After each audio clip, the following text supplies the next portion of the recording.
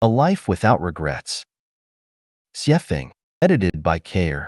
There are countless paths of life, but few of them are without regrets. From imperial families to those in poverty, and from highbrow dignitaries with imperial notions to the masses who follow pop culture, few people can say when they leave the mortal world, "I regret nothing in my life." Regrets are part of life. Remorse and distress interweave into life as people advance dauntlessly, trying to pursue an optimum life through one attempt after another.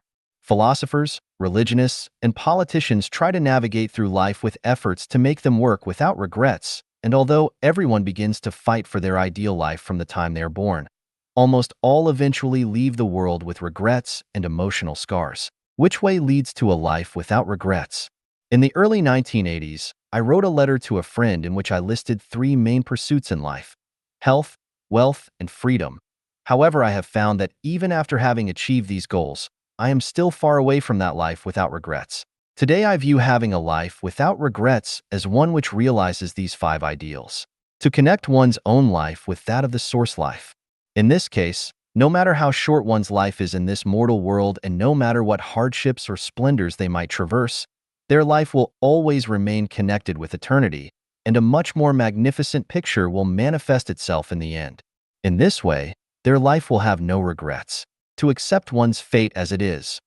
Whether one is a blade of grass or a peony, a robust eagle daunting through the sky, or an agile swallow flying over fields and under eaves, whether they are born handsome and beautiful or plain and ordinary, whether they are highly gifted or severely challenged, and whether they are born into a humble house in a remote village or into the imperial palace in the capital, they can all appreciate the sun and moon, rivers and mountains, the rosy dawn and sunset's glow, the wind and frost, and the rain and snow.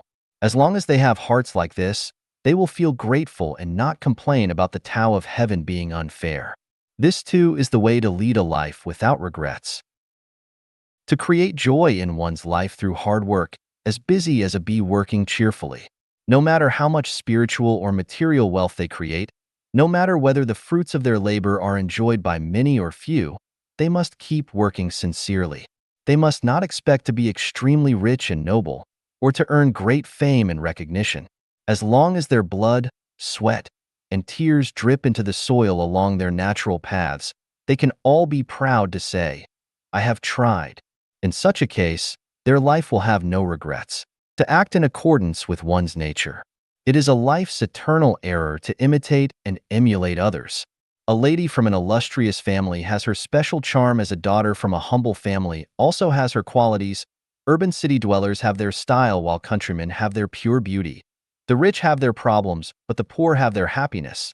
Delicacies have beautiful tastes and colors, but plain tea and simple food have rich nutrition. And extraordinary people have special gifts, but ordinary folks also have their advantages.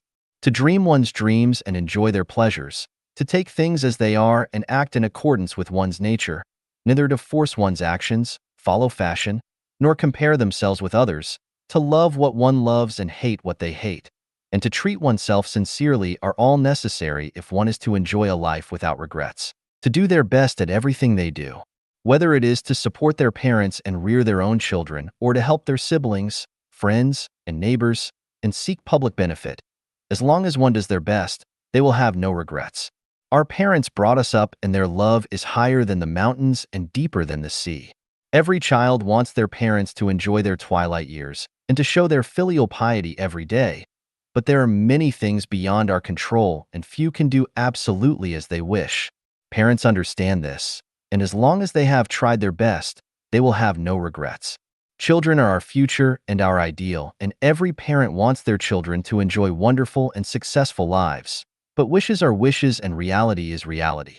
Even one's fingers are of different lengths and weeds will grow in flower gardens. No one can expect perfection, but as long as they have done their best to rear their children, they should have no regrets regardless of what happens.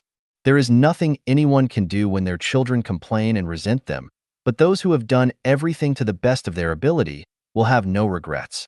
No one should ever carry more burdens than they can bear, nor force themselves to do the impossible. To act to one's capability and to do their best is to realize a life without regrets. We can certainly run on and on, but as there is no perfect life under heaven, why should we pursue one?